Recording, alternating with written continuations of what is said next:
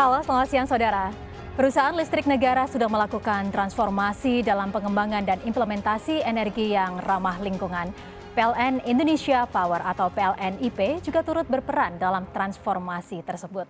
Lantas seperti apa transformasi dari PLNIP dan apa saja keberhasilan yang sudah diraih dalam 1 tahun ini? Kita akan bahas selama 30 menit ke depan bersama saya Diana Dwika hanya di Zona Inspirasi.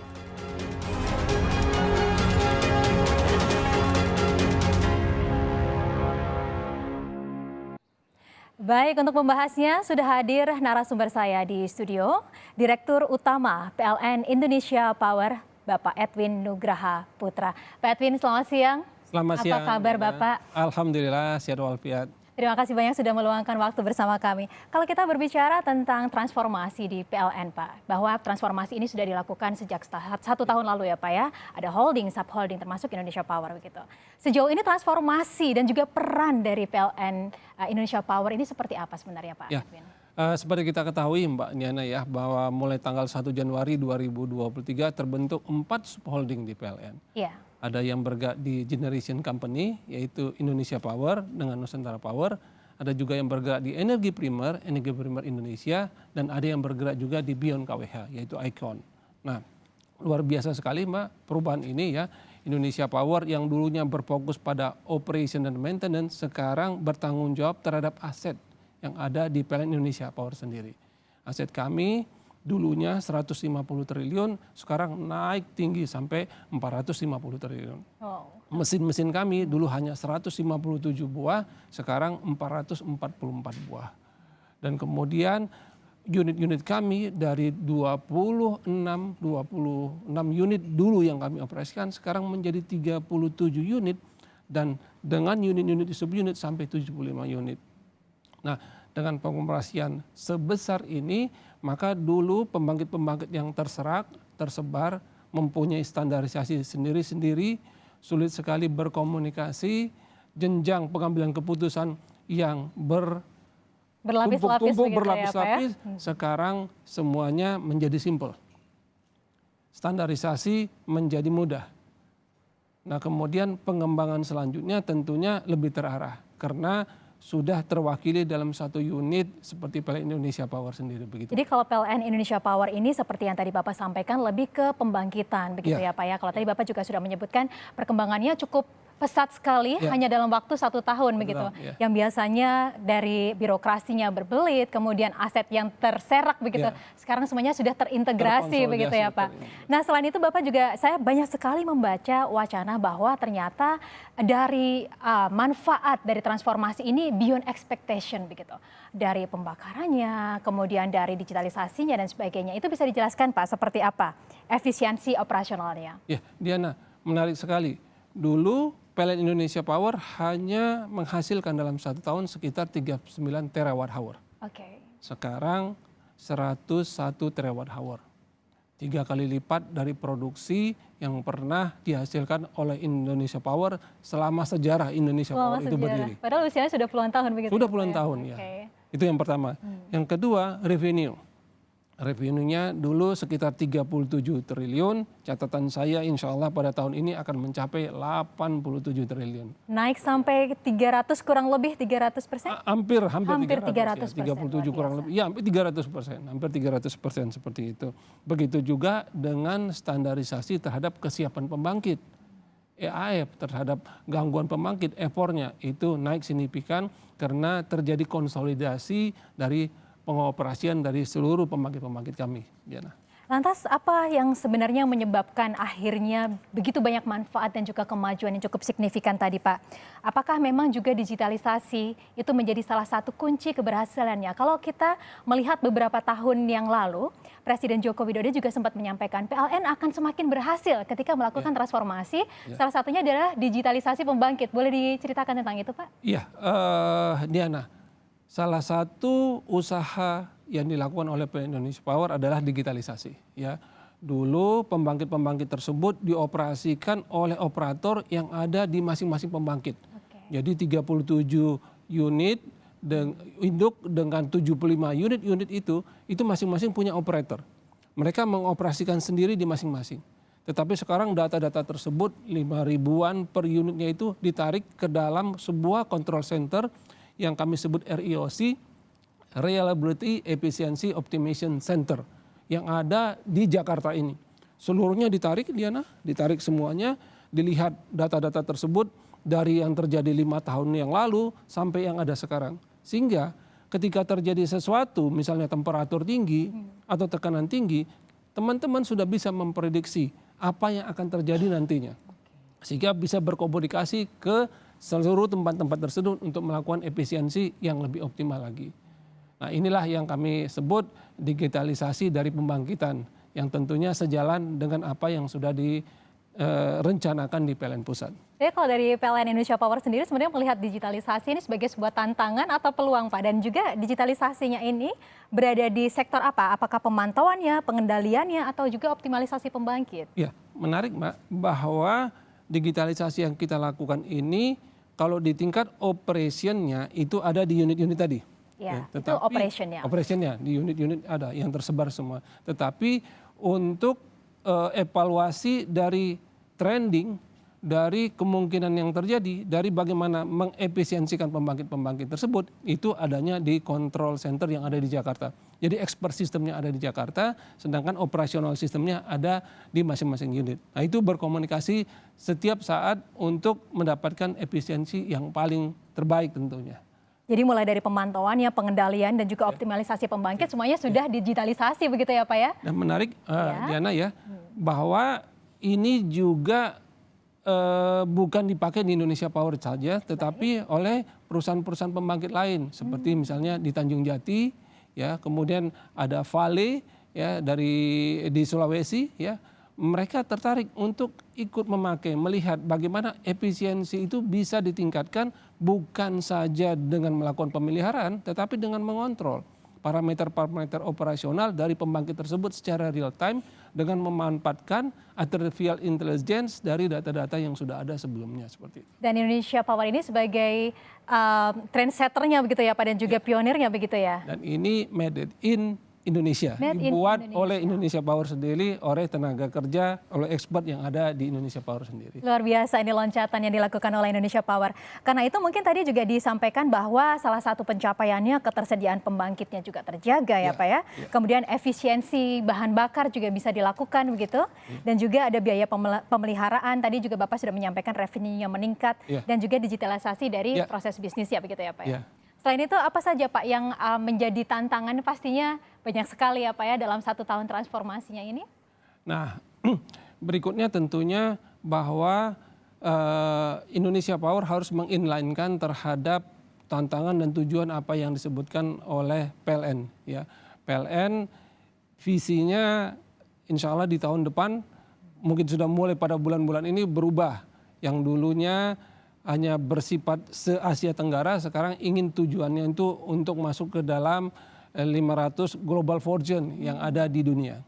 Dan tetap menjadi tujuan utama dari energi, solusi energi bagi pelanggan. Nah, untuk ke situ maka Indonesia Power juga harus menyesuaikan. Nah, salah satu yang kami ubah, yang kami buat dalam rencana jangka panjang kami adalah kami sebut PLN Moonshot. Moonshot. Nah, di sini kami coba mendefinisikan apa-apa saja yang perlu PLN Indonesia Power lakukan agar tujuan visi dari PLN tadi tercapai tentunya. Baik, kita akan bahas lebih detail lagi tentang gebrakan yang dilakukan oleh PLN Indonesia Power melalui PLN Moonshot. Begitu. Kita akan bahas di segmen selanjutnya. Dan saudara jangan kemana-mana, Zona Inspirasi akan segera kembali sesaat lagi. Tetaplah bersama kami.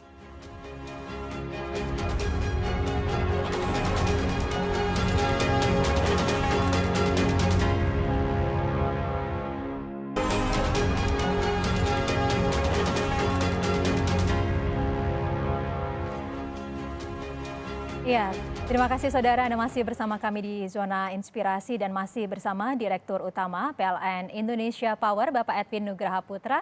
Melanjutkan perbincangan kita, ini pastinya topik yang juga dinantikan oleh masyarakat semua, masalah perubahan iklim begitu Pak ya. Bahwa Indonesia memang komit akan net zero emission 2060. Bapak juga dalam beberapa waktu yang lalu menghadiri COP28 di Dubai begitu ya. Saya sempat mencatat Bapak menyampaikan bahwa operating dari PLN Indonesia Power ini kurang lebih 22.000 megawatt. Tolong koreksi kalau saya salah. Kemudian 60%-nya itu dari coal, kemudian dari gas 25%, 13-14% dari renewable energy begitu. Nah ini how to accelerate-nya Pak, langkah selanjutnya akan dilakukan dari PLN Indonesia Power seperti apa? Ya, baik Diana. Yang pertama kita lihat bahwa sekarang PLN Indonesia Power membangun pembangkit-pembangkit gas, terutama pembangkit-pembangkit gas itu dengan efisiensi yang paling tinggi yang pernah ada di dunia.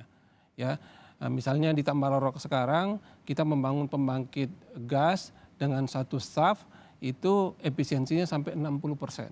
Padahal pembangkit-pembangkit kita yang dulu itu hanya sekitar 40% seperti itu. Nah, kenaikan 20% ini tentu sangat signifikan terhadap bahan bakar yang dipakai tentunya. Itu yang sekarang sedang kita lakukan tentunya. Yang berikutnya adalah kita coba melihat pembangkit-pembangkit PLTU kita yang existing. Kita tahu PLTU kan sekarang memakai bahan bakar batu bara. Tetapi memungkinkan kita co-firing sebesar 5-15%, bahkan pada unit-unit dengan jenis tertentu itu bisa sampai 35% memakai biomasa.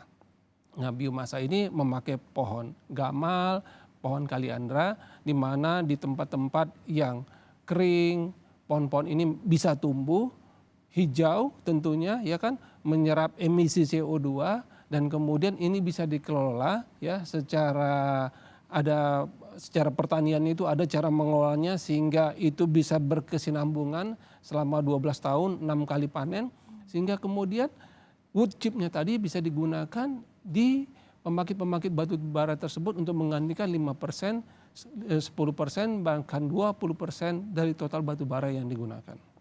Nah, itu yang sedang kami lakukan. Dan yang lain juga yang sedang kami lakukan sekarang, misalnya di Cilegon, kami berusaha memakai sampah, merubahnya menjadi bahan bakar jemputan padat. Ini dikelola, banyak masyarakat yang bekerja di sana, sampahnya dipilah, kemudian dimasukkan dalam proses pengelolaan sampahnya, kemudian menjadi bahan jemputan padat yang bisa menggantikan batu bara yang ada di Suralaya, dari Cilegon ke Suralaya. Nah, inilah usaha-usaha yang kami terus lakukan agar perubahan pembangkit-pembangkit kami itu menuju green jelas ternyata ada dan dirasakan oleh masyarakat sekitarnya. Dan langkahnya cukup konkret ya Pak ya. Lantas inovasi-inovasi apa lagi nih Pak yang sekarang sedang dilakukan oleh PLN Indonesia Power Pak? Nah, Diana, dalam beberapa bulan yang lalu ya, jika kita melihat di televisi ya, saya yakin juga Kompas pasti menginformasikan bahwa Indonesia Power bersama Nusantara Power dan dinaungi oleh PLN waktu itu dengan Pak Dirut, Pak Darmawan Prasojo meresmikan 21 hidrogen plant yang ada di Indonesia. Jadi ini merupakan langkah awal yang pertama di Indonesia yang mencoba membangun hidrogen plant. Jumlahnya memang masih kecil Mbak, tetapi ini merupakan langkah yang cukup luar biasa besar. Sebenarnya hidrogen itu dipakai di pembangkit-pembangkit kita untuk mendinginkan generator. Tetapi biasanya dia itu bisa memproduksi sampai 10 ton per tahunnya. Tetapi karena pemakaiannya hanya untuk pendinginan saja, biasanya paling dipakai 3 ton. Nah, lebihnya yang 7 ton inilah yang kami kemudian proses untuk menjadi dimasukkan ke dalam tabung-tabung yang kemudian nanti akan ada hidrogen refueling stations. Nah, itu bisa dimanfaatkan untuk apa itu? Nah, hidrogen refueling station ini bisa dimanfaatkan oleh mobil-mobil berbasiskan hidrogen. Jadi bukan hanya baterai tetapi hidrogen, Mbak. Nah, PLN saat ini sedang menjajaki kerjasama dengan Pemda termasuk di DKI. Rencana kami akan membangun nanti di Senayan. Ketika itu ada di Senayan, bedanya Mbak, ketika refuelingnya dilakukan oleh hidrogen, sekali isi dia bisa menempuh sampai 800 km. Cukup jauh. Sangat jauh, ya kan. Sementara kalau baterai hanya sekitar 300-400 ya. Efisiensinya juga lebih baik daripada baterai tentunya jika memakai hidrogen yang sudah ada sekarang ini tentunya. Nah itu, kemudian satunya lagi akan kami bangun juga pada akhir tahun 2023 ini. Mudah-mudahan mungkin akan terwujud pada awal bulan nanti ya, adalah hidrogen yang berasal dari geothermal. Jadi ini benar-benar sudah pure hijau, di mana energi yang dibangkitkan oleh geothermal tersebut dipakai untuk proses elektrolisa dari air hidrogen tadi ya, sehingga menghasilkan air dan seluruh prosesnya benar-benar hidrogen green, benar-benar terjadi secara nyata tentunya, Mbak. Iya, luar biasa sekali terobosannya. Memang kalau kita melihat Indonesia ini bisa dibilang sebagai salah satu negara yang sangat kaya ya Pak ya, Iya. dengan energi baru terbarukan. Karena kalau kita melihat bahkan untuk surya itu bisa 3.400 gigawatt, kemudian angin 155 gigawatt, air, bioenergi, arus laut juga bahkan panas bumi. Nah ini pastinya akan dimanfaatkan secara optimal ya Pak oleh Indonesia Power begitu ya. Baik, tadi Bapak juga sudah menyebutkan green hydro plant ini yang pertama ada di Pluit kalau tidak salah ya Pak ya. Iya benar, di Priok ya. Iya, baik. Nah ini untuk selanjutnya Pak, tadi Bapak juga sempat menyebutkan di segmen selanjutnya akan ada terobosan gitu, gebrakan untuk tahun yang 2024 begitu ya. Indonesia Power 2.0, Moonshot. Nah ini seperti apa programnya Bapak? Iya. Tadi seperti yang saya sebutkan Diana ya, bahwa PLN sendiri visinya diubah untuk masuk ke dalam salah satu Global 500 dunia. Ini target yang luar biasa ya, menurut saya pribadi ini luar biasa sekali. Karena selama ini sudah yang terbaik di Asia Tenggara ya Pak ya? Ya, tapi ini mau masuk ke sisi global dan itu memungkinkan tentunya. Nah, untuk itu maka di Indonesia Power juga kami harus melakukan penyesuaian terhadap tujuan-tujuan tersebut. Biasanya kami sebut, wah ini kami harus berhijrah. Bukan saja di bumi, tapi tujuannya sampai ke bulan sana. Makanya kami sebut Moonshot. Nah Moonshot ini kami buat beberapa roket-roket yang akan menerbangkan kami untuk sampai ke tujuan tadi, sampai yang diharapkan oleh PLN Pusat tentunya. Satu misalnya kami expand core. Nah expand core ini maka kami akan membangun geothermal misalnya. Geothermal itu bukan hanya kami bangun pembangkitnya saja, tetapi kami masuk ke subsurface ya. Bagaimana mengusahakan agar uap panas bumi itu bisa keluar. Kalau dulu itu dilakukan kerjasama kami dengan Pertamina, dengan pihak ketiga lainnya. Nah ini kami akan coba masuk juga ke situ, berkolaborasi dengan berbagai pihak yang sudah mengembangkan di situ. Termasuk beberapa hal yang Mbak sebutkan tadi, ada tidal, ada arus laut, ada hal-hal baru. Misalnya pembangkit angin tetapi di offshore, di dalam laut, di dasarnya sampai ke atas ya seperti itu. Nah itu juga akan dibangun. Dan tentunya nuklir. Ya, nuklir juga kita kembangkan seperti itu. Kemudian ada juga ignite growth. Ya. Jadi growth ini fokusnya bukan saja di dalam negeri, tetapi juga bagaimana mendapatkan di luar negeri. Bukan saja KWH, tapi juga beyond KWH. Apa-apa saja yang berkorelasi terhadap energi KWH juga akan kami produksi ya.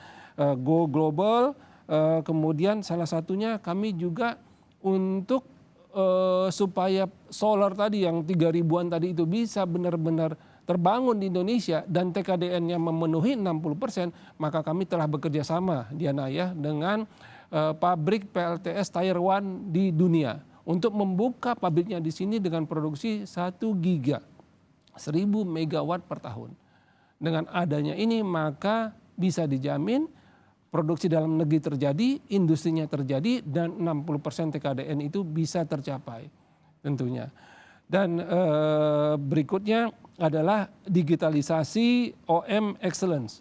Nah ini RIOC yang kita ceritakan tadi, bagaimana reliability, keandalan, efisiensi itu harus kita dapat. Menariknya Diana, kami bukan hanya mengembangkan sendiri, tetapi pabrikan besar seperti Hitachi, GE itu sudah tertarik untuk melihat aplikasi kami. Karena kami sebutkan RIOC, kalau dibaca langsung reok. Kalau reok, masukkan namanya ini ke luar negeri kurang mentereng ya seperti itu. Nah mungkin ini akan kami kerjasamakan dengan Mitsubishi ya untuk bisa memasukkan dan membuat aplikasi ini. Yang terakhir tentunya sustainability. Nah di sustainability ini kami akan fokus tadi bagaimana dengan biomasa, termasuk juga yang sedang tren sekarang tadi hidrogen seperti apa, anti amonia seperti apa, kemudian bagaimana menciptakan clean fossil. Baik. Pembangkit-pembangkit PLTU-nya dibuat clean, dan yang terakhir bagaimana teknologi CCS, CCUS bisa dikembangkan juga bersama pembangkit kami. Itu terobosan yang digagas ya Pak untuk tahun 2024. Baik Bapak, kita juga ingin mengetahui bagaimana untuk pemeliharaan lingkungan yang digagas dalam strategi Indonesia Power. Kita akan bahas di segmen selanjutnya. Dan saudara jangan kemana-mana, Zona Inspirasi akan segera kembali sesaat lagi, tetaplah bersama kami.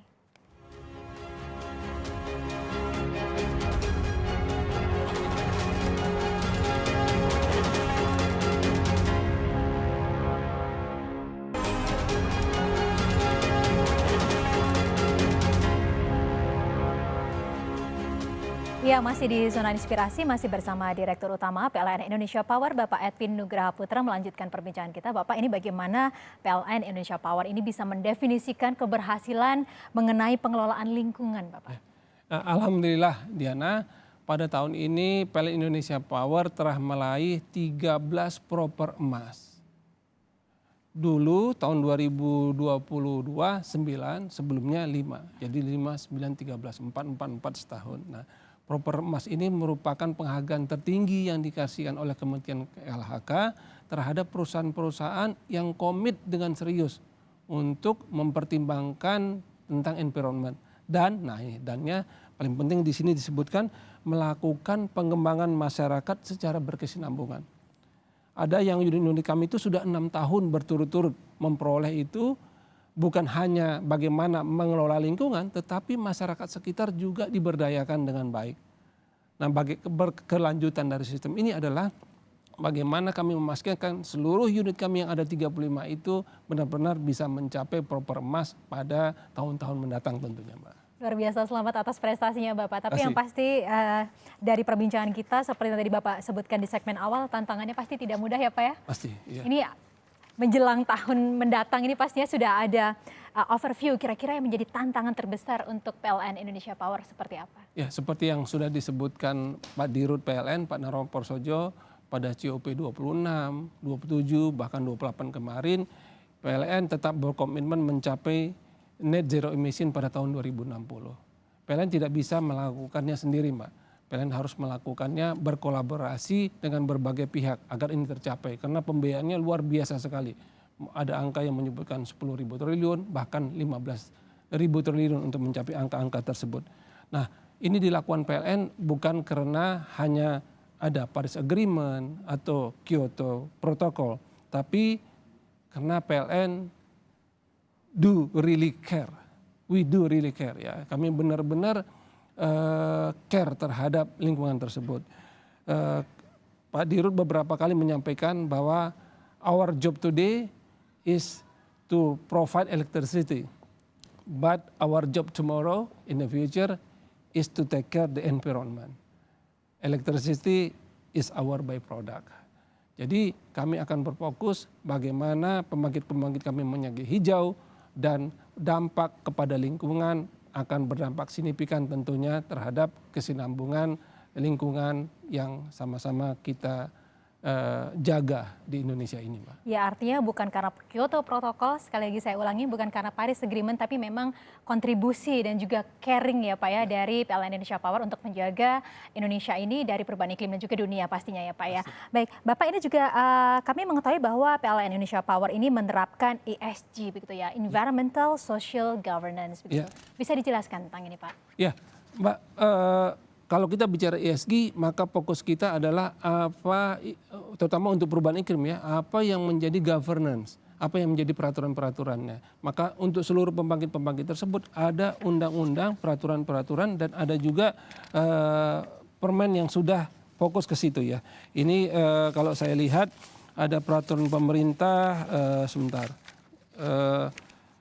nomor 2. Ya, yang itu fokus kepada bagaimana mutu udara ambient, berapa yang boleh, ada pembangkit PLTU, berapa sekitarnya. Kemudian ada juga Permen nomor P15 tahun 2019, itu fokus kepada pembangkit-pembangkit tersebut maksimum bisa berapa. Nah, supaya ini terjaga, maka pada setiap pembangkit kami ada yang namanya teknologi CEMS, Continuous Emission Monitoring System. Di cerobong-cerobong yang mengeluarkan asap tersebut dipasang CEMS dan ini dikonek langsung ke Kementerian LHK. Dilihat secara real time apakah SOx, NOx, sulfur, nitrogen, PM, ya, particulate matters yang keluar itu masih berada dalam ambang batasnya. Dan alhamdulillah PLN Indonesia Power komit dan mencapai tadi proper emas tadi sebagai bukti nyata bahwa itu memenuhi standar yang sudah ditetapkan pemerintah maupun kementerian tadi. Ya, semoga prestasi ini masih tetap terjaga bahkan ditingkatkan ya Pak untuk tahun mendatang. Baik. Dan semoga apa yang menjadi visi misi dan juga cita-cita untuk tahun mendatang dari PLN Indonesia Power ini bisa diraih, karena memang seperti ESG ini adalah sebuah proses bisnis yang berkelanjutan dengan dasar ekonomi yang hijau begitu ya Pak ya. Baik, demikian perbincangan kita pada siang hari ini bersama Direktur Utama PLN Indonesia Power Bapak Edwin Nugraha Putra. Terima kasih banyak Pak atas sharing-sharingnya, sehat dan sukses selalu. Dan saudara, demikian perbincangan kita dalam Zona Inspirasi pada siang hari ini. Saya Diana Twika undur diri, terima kasih atas kebersamaan Anda. Sampai jumpa.